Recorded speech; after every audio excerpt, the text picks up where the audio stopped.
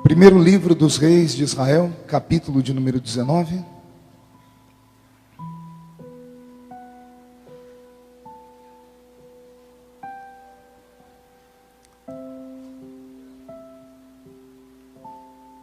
Está escrito assim: E Acabe fez saber a Jezabel tudo quanto Elias havia feito, e como totalmente matara todos os profetas à espada.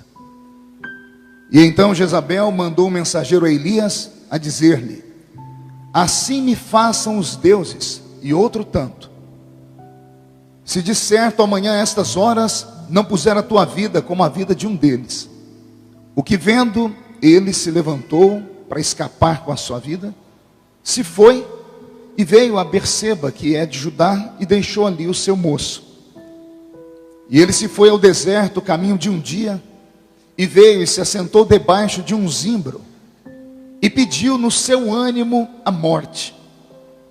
E disse: Já basta, ó Senhor, toma agora a minha vida, pois eu não sou melhor do que os meus pais.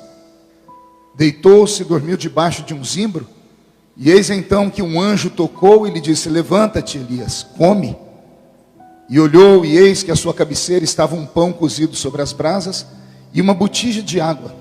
Comeu, bebeu, e tornou-se a deitar. E o anjo do Senhor tocou em Elias a segunda vez, e disse: Levanta-te, come, porque muito comprido te será o caminho. Levantou-se, pois, Elias, comeu, bebeu, e com a força daquela comida, caminhou 40 dias e 40 noites até o Horebe, até o monte de Deus. E ali entrou Elias numa caverna, e passou ali a noite. E eis que veio a palavra do Senhor, e lhe disse: Que fazes aqui, Elias? E ele disse: Tenho sido zeloso pelo Senhor dos exércitos, porque os filhos de Israel deixaram o teu concerto, derribaram os altares e mataram os teus profetas à espada. Só eu fiquei, e busco a minha vida para me tirarem. E ele lhe disse: Sai para fora, põe-te neste monte perante a face do Senhor. E eis que passava o Senhor com também um grande e forte vento, que fendia os montes e quebrava as penhas diante do Senhor. Porém o Senhor não estava no vento. E depois do vento, um terremoto. E também o Senhor não estava no terremoto. E depois do terremoto, um fogo. Porém o Senhor também não estava no fogo. E depois do fogo, uma fala mansa e delicada. E sucedeu que, ouvindo a Elias, envolveu o seu rosto na sua capa, saiu para fora, pôs-se à entrada da caverna, e eis que veio a ele uma voz que dizia: Que fazes aqui, Elias? Amém. Incline a sua cabeça. Senhor, fala conosco através da sua palavra, dá inspiração e conforto, e que com a força desta palavra possamos nós sairmos daqui melhor do que entramos, em nome de Jesus, teu Filho. Amém. Posso ouvir um glória a Deus da igreja? Querida igreja, estamos essa noite aqui reunidos, feridos, machucados. A igreja está de luto, a igreja está sofrendo. Mais do que a igreja sofrendo, estão os pais, está a família, estão aqueles que de perto trabalharam, conheceram. E não é fácil pregar depois de um acontecimento desse. Não é fácil tentar explicar para a igreja o que acontece quando o seu pastor se perde. Só que nós temos que caminhar, porque a vida continua. O recado que fica para nós é que todos nós estamos sujeitos às mesmas paixões e tribulações de todos os demais seres humanos. Não foi o primeiro, mas eu gostaria muito que fosse o último. Pessoas no mundo todo hoje sofrem com esse tipo de angústia interior, com esse tipo de dor que não tem remédio que resolva. A depressão se tornou o mal do século. Pessoas têm trabalhado ao redor do mundo, ONGs internacionais, a ONU está preocupada. Nunca houve um índice tão grande de pessoas que desistem da vida. E a pergunta que fica é: por quê? Nem tudo tem resposta. Eu li um texto nessa noite que foi escrito milhares de anos antes de nós. A história é do maior profeta do Velho Testamento, chamado profeta do fogo, profeta Elias. Elias é um personagem na Bíblia que provoca medo em quem conhece a sua história.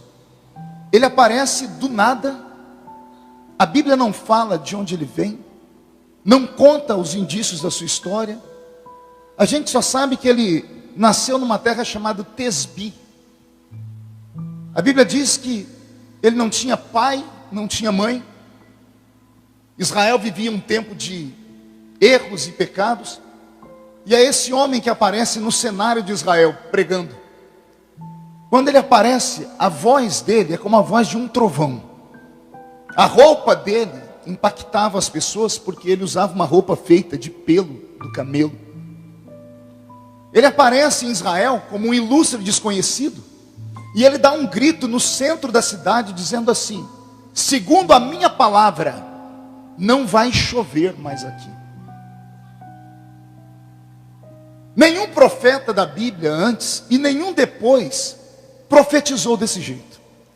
Todos os profetas que tinham juízo apareciam e falavam assim: assim diz o Senhor, segundo a palavra do Senhor, é o Senhor que me manda dizer, vai acontecer isso, vai acontecer aquilo. Elias não. Ele entra no cenário de Israel e ele grita sozinho: segundo a minha palavra. Ele não disse segundo a palavra de Deus. Ele não disse Deus me mandou aqui. Ele tinha, como diz a molecada de hoje, papo reto. Não era politicamente correto. Não era um profeta tradicional. Ele recebeu uma incumbência, chegou em Israel e disse: não vai chover mais aqui segundo a minha palavra. E ponto final. E ele é arrebatado do meio do povo e é levado para o deserto. E por 3 anos e meio ele é sustentado por Deus. A Bíblia Sagrada diz que o Senhor usava corvos, usava urubus. Mais tarde Deus vai usar viúvas para cuidar dele. Porque ele aparece em Israel, lança essa profecia, como ele não usa o nome de Deus. E daqui a pouco parou de chover de verdade. As pessoas caçavam Elias, pensando que ele era um feiticeiro, pensando que ele era um macumbeiro. E por isso Deus escondeu ele. Passados 3 anos e meio de luta, houve choro em Israel, houve arrependimento, houve busca, não de todos, mas o coração de alguns se curvou diante de Deus. E Elias aparece de novo no cenário de Israel. Ele agora aparece com o joelho cravado no chão, orando para que chuva desça do céu.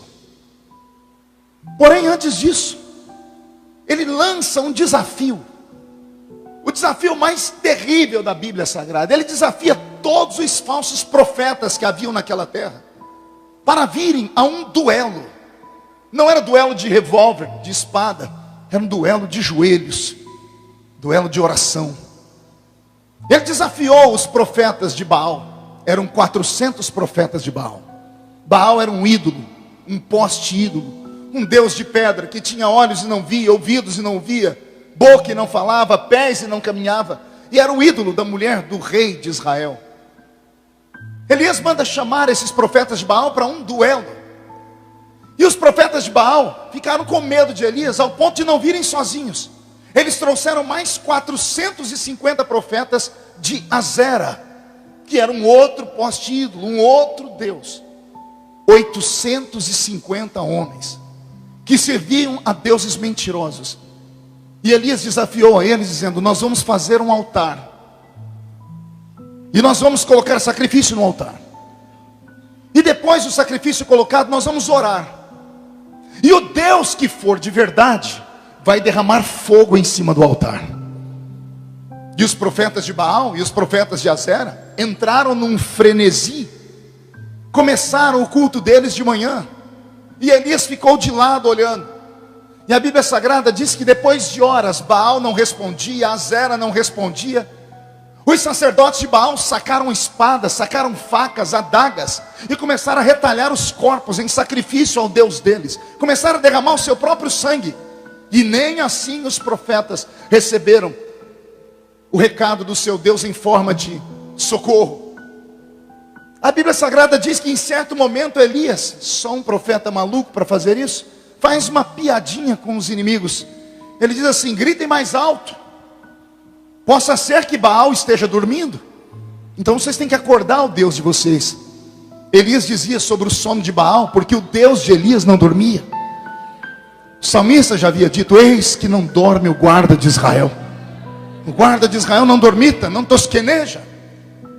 E os profetas de Baal insistiram na sua oração, e o sol se levantou, já passava do meio-dia, e não aconteceu nada. Então Elias, sozinho, eu disse sozinho, levantou um altar de pedras, colocou um sacrifício sobre o altar, mas ele foi abusado.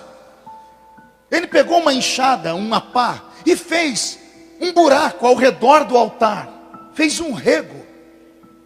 E naquela época de escassez, 3 anos e meio de seca, Elias disse às pessoas: tragam água. Eu não sei se era água que ele havia acumulado por esses 3 anos e meio, deixando guardado para ele sobreviver. Eu não sei se viúvas que acreditavam nele, se ainda haviam pessoas que temiam a Deus. Eu sei que apareceu água. E Elias não mandou colocar água só naquele rego. Elias disse: molhem o altar. Molharam o sacrifício, molharam a madeira, Vitor, molharam as pedras, molharam tudo. Ora, jogar fogo numa madeira seca é bem mais fácil que numa madeira molhada. Jogaram tanta água, que a água inundou o altar e encheu aquele rego que estava ao redor do altar. Aí a Bíblia diz que Elias fez uma oração. A oração de Elias tem 57 palavras. A oração de Elias tem 1 minuto e 10 segundos. E ele ora com toda a força da alma dele, porque ele sabe que é tudo ou nada. Porque se o Deus de Elias também não responder, vai ficar elas por elas. Mas tem 850 homens que podem matá-lo. E Elias ora com a força da sua alma, dizendo: para que todos saibam que o Senhor ainda é Deus, e que eu sou o teu servo, e que a tua palavra na minha boca é a verdade. Caia fogo do céu e consuma este sacrifício. E a Bíblia diz que o céu se abriu e desceu uma labareda de fogo do céu. O fogo queimou o sacrifício, o fogo queimou a madeira, o fogo queimou as pedras do altar, o fogo lambeu a água que estava por sobre o altar. Não sobrou nada. E diante de um ato tão violento, a Bíblia diz que os profetas de Baal ficaram tremendo, paralisados. E não me explique, não me pergunte como, porque não há explicação. A Bíblia diz que Elias sozinho catou uma faca e matou os 850 profetas. Ele sozinho matou todos os falsos profetas que haviam em Israel. E voltou para o deserto. Eu fico imaginando o que acontece com um homem de Deus, com alguém que serve a Deus, quando ele faz um desafio como esse e o milagre acontece. Quando a sua oração funciona. Quando o seu sacrifício move o coração de Deus. Nós temos igrejas hoje no Brasil e ao mundo, que são igrejas que nós chamamos que vivem na teologia da prosperidade, que você liga a TV para ouvir os testemunhos, dá até vontade de desligar e fala assim: parece que o Deus deles não é o Deus nosso. Porque lá eles dão tudo, recebem tudo, tem milagre, tem cura, tem dinheiro, tudo que eles pedem, Deus dá. E de repente Elias está vivendo um momento desse, porque tudo que ele fala se cumpre. Ele fala: não vai chover, e não chove. Ele desafia os inimigos vêm e ele tem peito para enfrentar. Ele debocha dos inimigos, ele está com uma unção tão grande sobre a vida dele, uma confiança, a fé dele está a 1000, o tanque de combustível dele está cheio. E ele então debocha do inimigo, e depois disso ele faz: agora vou fazer eu meu altar. E aí, ao invés de ele só orar, não, ele quer mostrar que o Deus dele tem poder acima da média. Traz água que eu quero inundar isso aqui de água. Era uma maneira de rir do inimigo, de debochar do inimigo. E Deus respondeu Elias. Não bastasse Elias orar para que o céu fechasse, não bastasse Elias agora pedir a morte desses profetas, não, ver o fogo descer do céu. Agora Elias recebe uma autoridade tão grande que ele mata os 850 profetas. E ele sai daquele dia como o herói de Israel. Naquele dia, Deus foi com ele. Naquele dia, o anjo do Senhor guardou ele. Naquele dia, a glória de Deus estava na boca dele. Naquele dia, o Espírito Santo usou Elias. Naquele dia, Elias se sentiu um super-homem. Naquele dia, eu tenho certeza que ele foi para casa dizendo assim: tu existe, tu vive, tu é Deus, eu te amo, eu te glorifico. Foi por isso que o Senhor me chamou, eu acredito em ti. Naquele dia, se entrasse o diabo na frente de Elias, ele agarraria o diabo pelo chifre, esfregaria a cara do diabo no chão. No dia seguinte, chegou um mensageiro para Elias. Elias acordou e disse: o que está acontecendo? E o mensageiro disse: a mulher do rei mandou um recado para você. E qual o recado que ela mandou?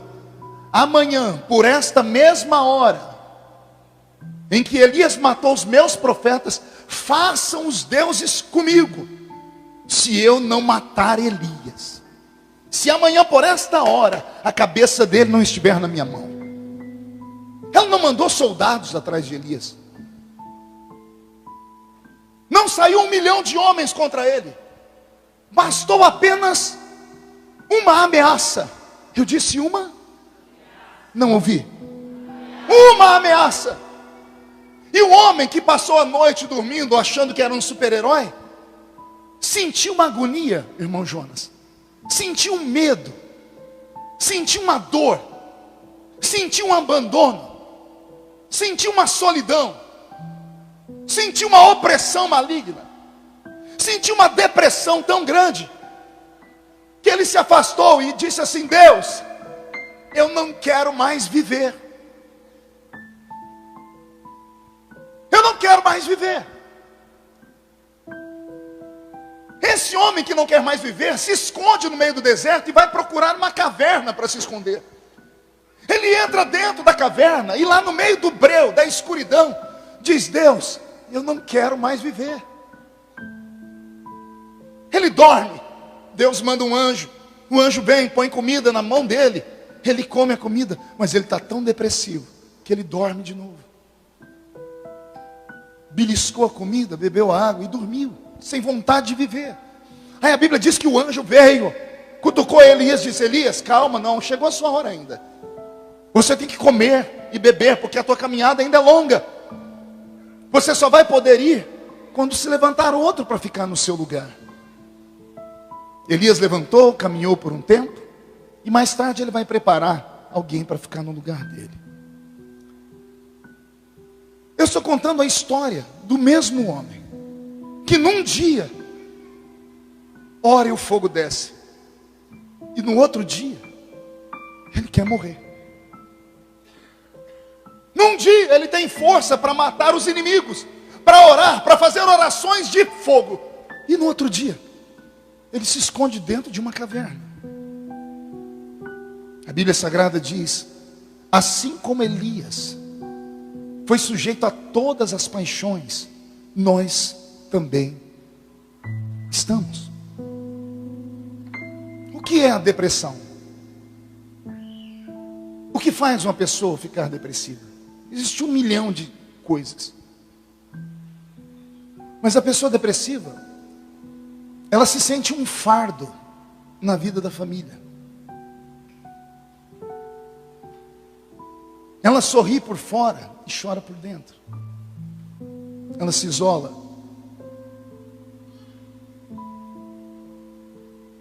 Quando essa pessoa é alguém que do altar está, todos nós temos a tendência de ignorar, dizendo assim: não, é um pastor, pastor é pastor.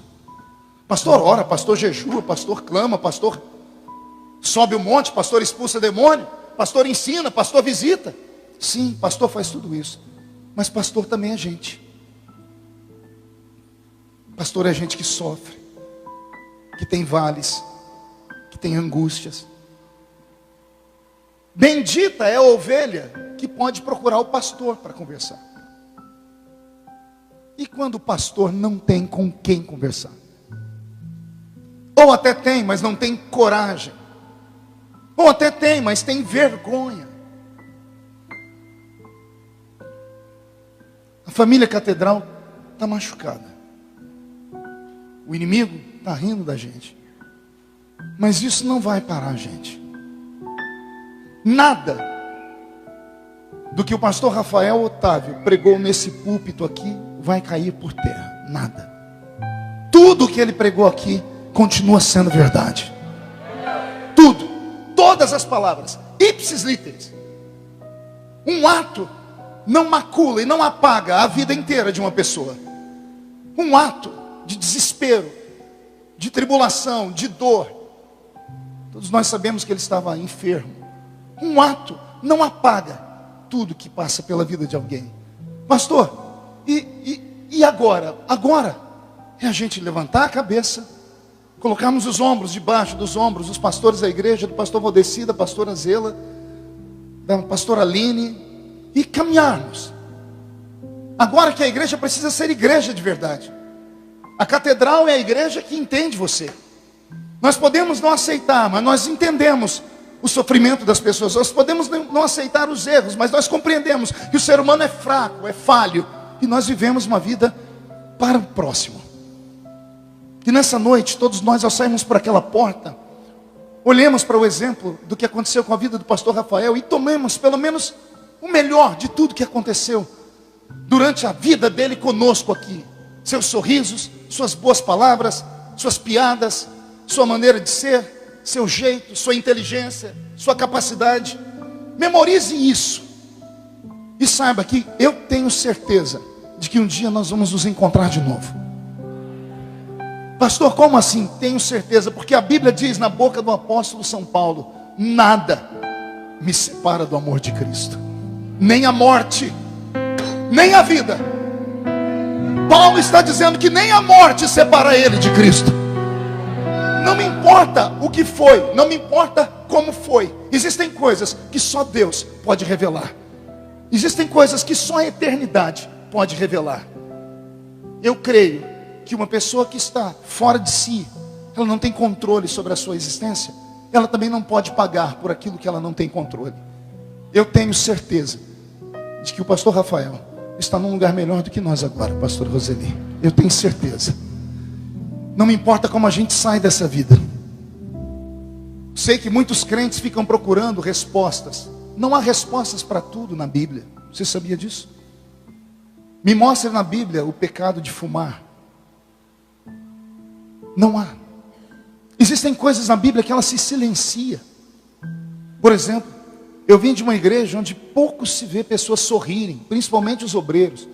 Sabe por que raramente um pastor bem assembleiano sorri?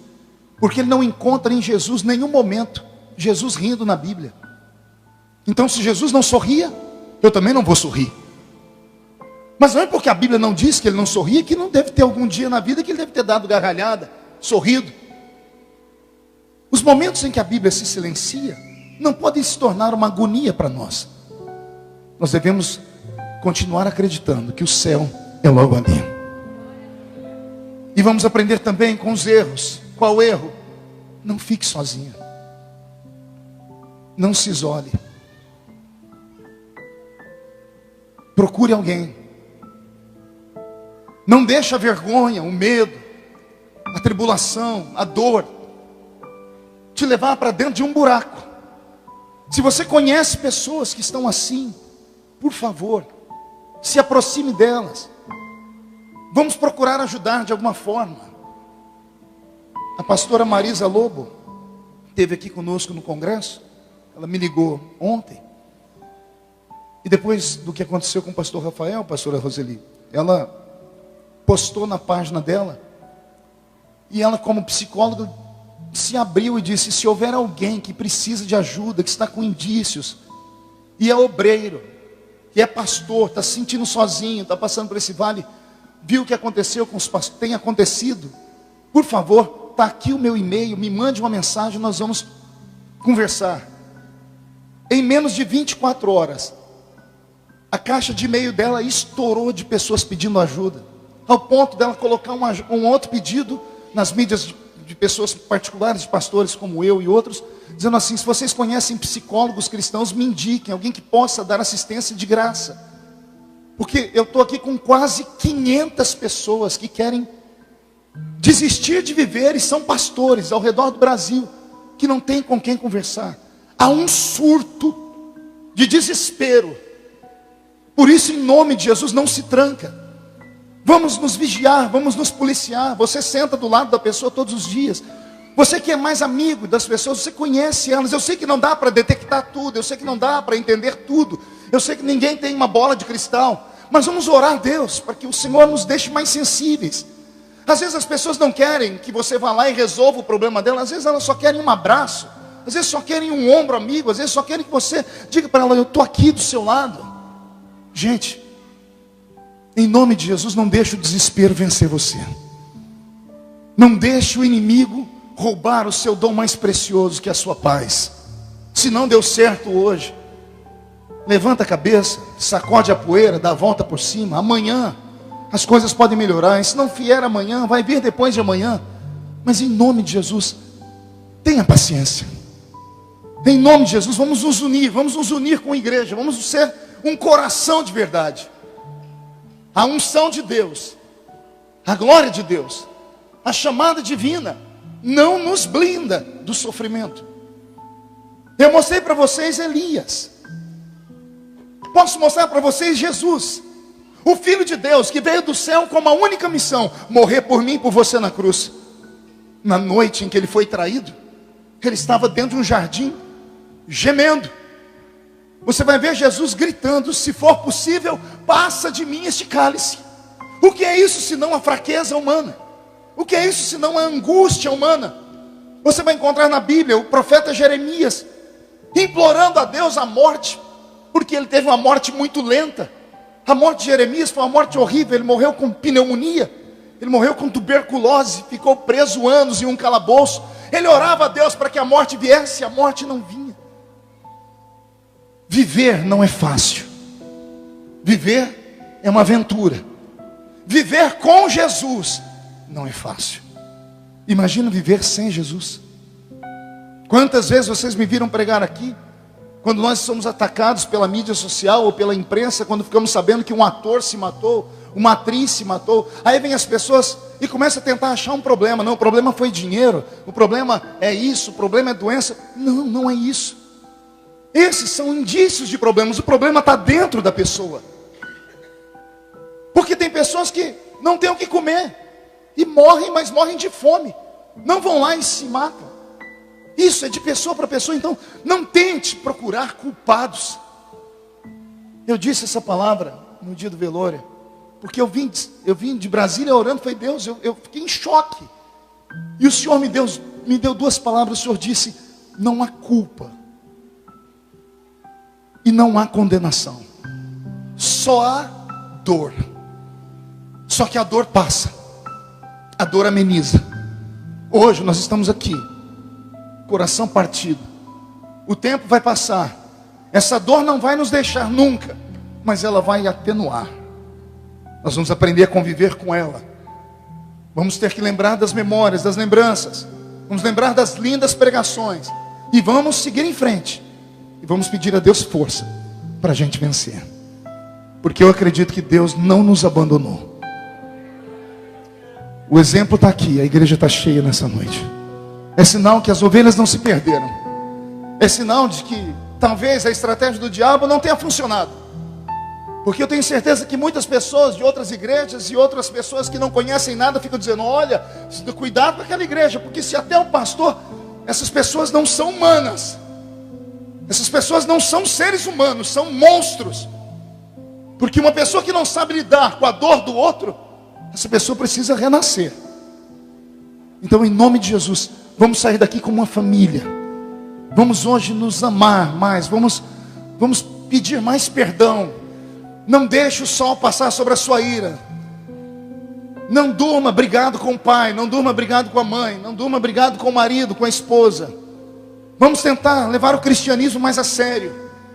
Vamos tentar cumprir as missões que o Senhor Deus deixou para nós. Viver é uma agonia insistente e incessante.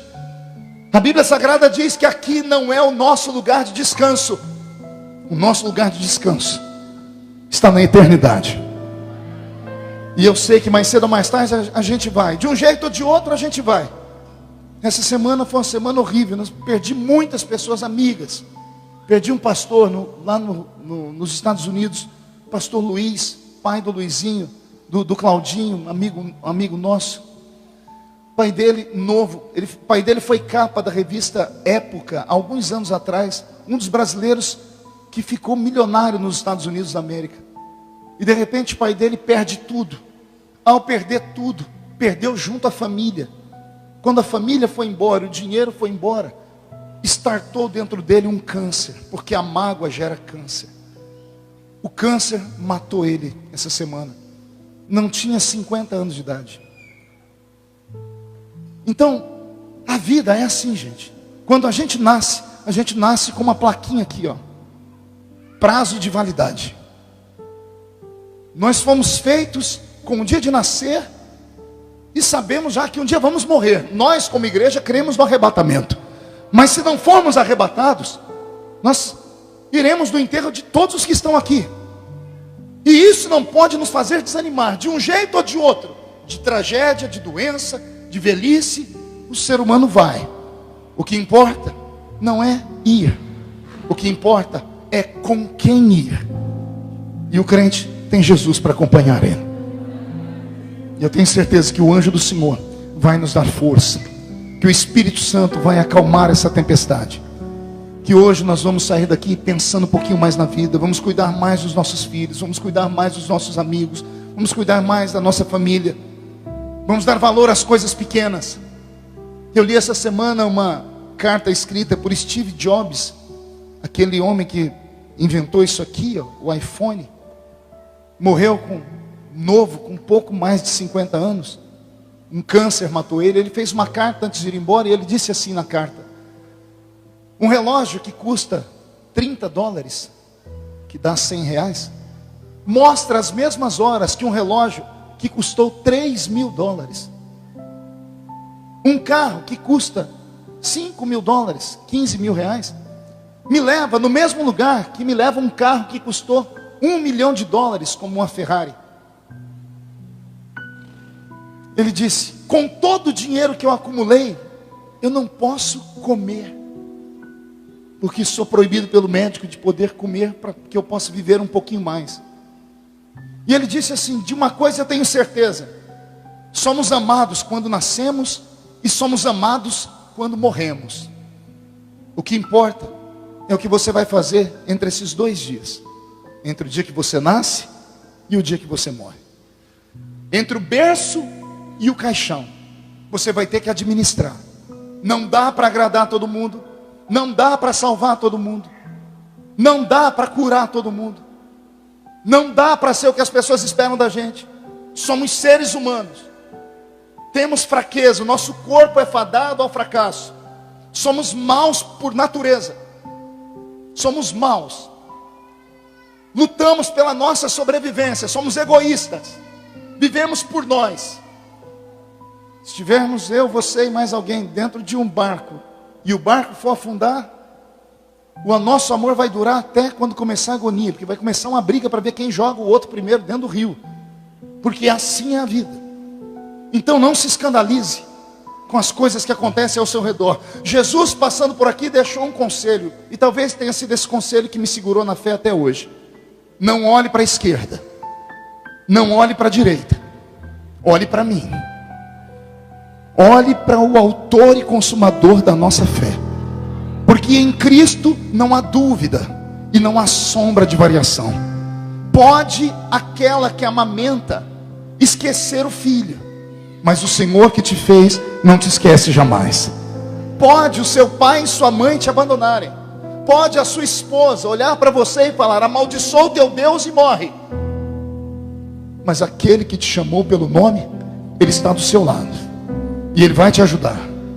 Força, força, catedral. Que isso seja um combustível para nós. Que isso nos faça compreender que como igreja nós podemos melhorar. Que como igreja nós podemos salvar almas. Porque é só isso que importa nessa vida. O resto é resto. Há um outro texto na Bíblia, e eu quero encerrar com ele. Não vou nem ler. está no segundo livro de Samuel, no capítulo 12, quando o rei Davi sepultou o seu primeiro filho. A Bíblia diz que quando a criança adoeceu, Davi jejuou por 7 dias. E todos os dias ele orava e jejuava. Acordava de manhã, perguntava para os empregados: como é que está o menino? Está pior do que ontem. E ele continuou jejuando e orando.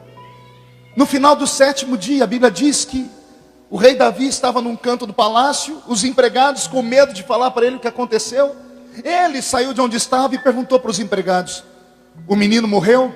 E os empregados disseram: sim, ó rei, o menino morreu. Eles esperavam que Davi tivesse uma crise. Eles esperavam que Davi pulasse de cima de algum lugar, que Davi desse com a espada no seu ventre. Eles esperavam a tragédia, por isso não queriam contar para Davi. Mas não foi isso que Davi fez. A Bíblia diz que Davi se levantou do chão, tomou um banho, trocou de roupa, se alimentou, entrou dentro da casa de Deus e fez um sacrifício de oração. E depois que ele orou bastante, ele foi lá visitar a esposa dele, abraçou a esposa porque ela havia perdido um filho, e disse para ela: estamos vivos. A vontade de Deus, ainda que não compreendamos, é a vontade de Deus. Nem tudo na vida do crente ele tem que entender. Tem coisas na vida do crente que ele tem que aceitar. E mais tarde, o Senhor presenteou Davi com outro filho, que foi Salomão. E Salomão reinou em Israel. Um Deus levou, o outro Deus amou. Eu aprendo na história de Davi que a vida continua. A vida continua. Tragédias como a que nós estamos vivendo, a gente só vê na casa dos outros, né?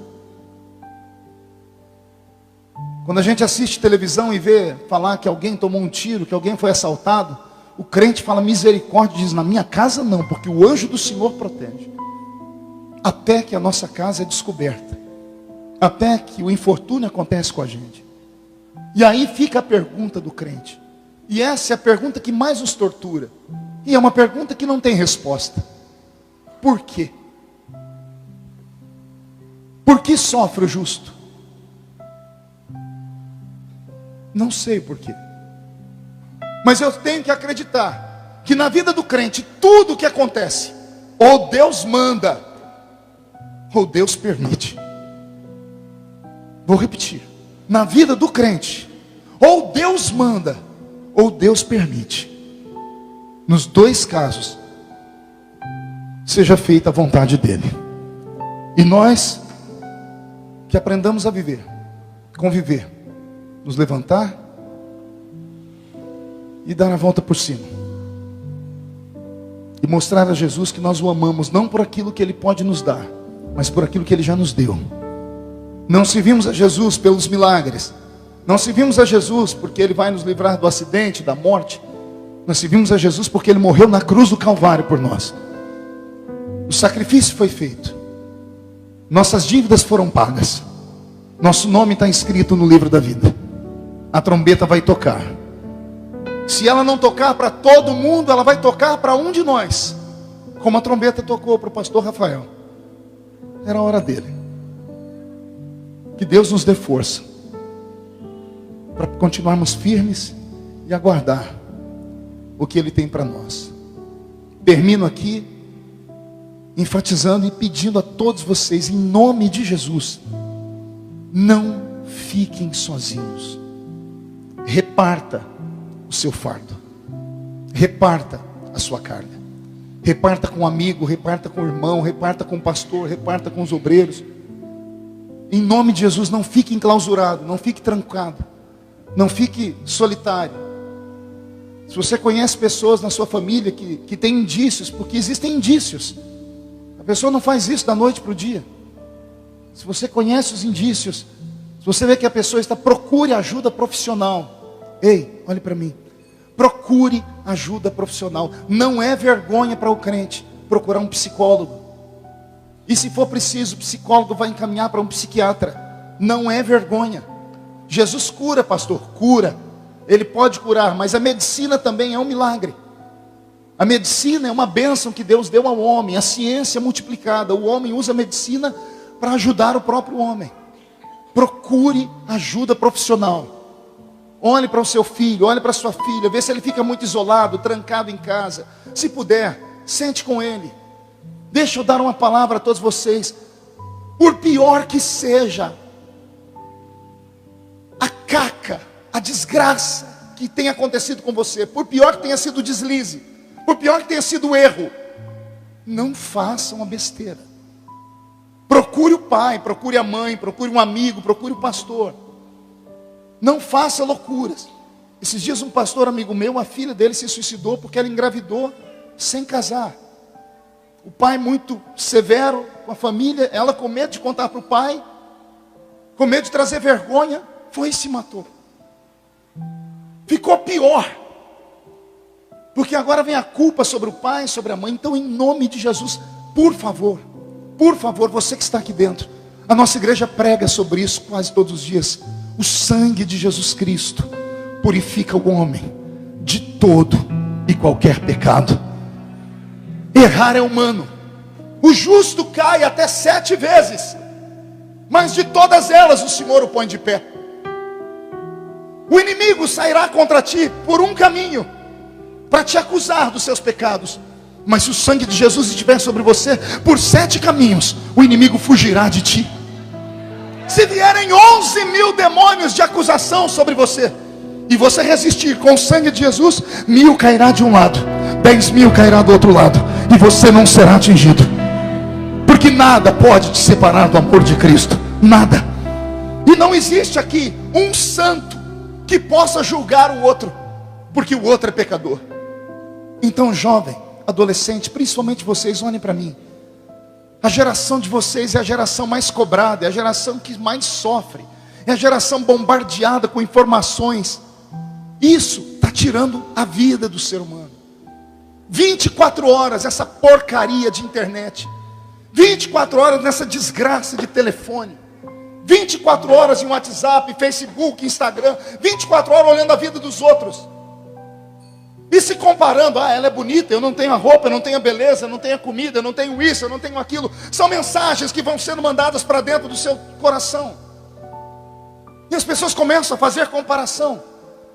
Daqui a pouco, um infortúnio. Converse mais com a sua mãe, converse mais com o seu pai. Se o seu pai e sua mãe são pessoas que não podem te entender, procure aqui o seu pai e sua mãe espiritual, procure a igreja, procure pessoas que estão aqui que podem te aconselhar. Nós vamos encontrar um jeito. Só não se dá jeito para a morte. Para o resto, eu repito, o resto é resto. Se você está endividado, pelo amor de Deus, não faz uma besteira. Já vi gente fazer. Já vi pessoas fazerem um plano de saúde, ou melhor, um seguro, e depois, não, eu me mato, o seguro paga as minhas dívidas. Dívida nenhuma é maior do que a sua vida. Então, em nome de Jesus, que nesta noite você entenda que Deus é Pai, e não é um padrasto ruim. Deus é Pai, e o Pai está do nosso lado. Se ontem você ficou cheio do Espírito Santo, eu te dou os parabéns. Se ontem você orou e o fogo caiu, eu te dou os parabéns. Se ontem você pregou e o céu desceu, eu te dou os parabéns. Mas no dia seguinte, não se tranca numa caverna. Elias não se tranca numa caverna. Você não está sozinho. No decorrer do texto aqui, se a gente fosse ler, a gente ia ouvir Deus falar assim para Elias, porque Elias gritou com Deus: só eu fiquei, Senhor. E Deus diz para ele: Elias, não, tem 7.000 que sofrem igual você, que estão escondidos, e eu não tenho deixado faltar o pão para eles. Tem 7.000 profetas escondidos, que eu mando todo dia o pãozinho na mesa deles. Era a maneira de Deus dizer assim: Elias, seu sofrimento não é único. O mundo não gira em torno do seu umbigo. Não seja egoísta. Somos uma família cheia de defeitos. Somos uma família que briga, que chora, que xinga, que bate, que vira a cara, mas que está sempre junto, um do lado do outro. Que Deus nos abençoe. Que Deus nos proteja.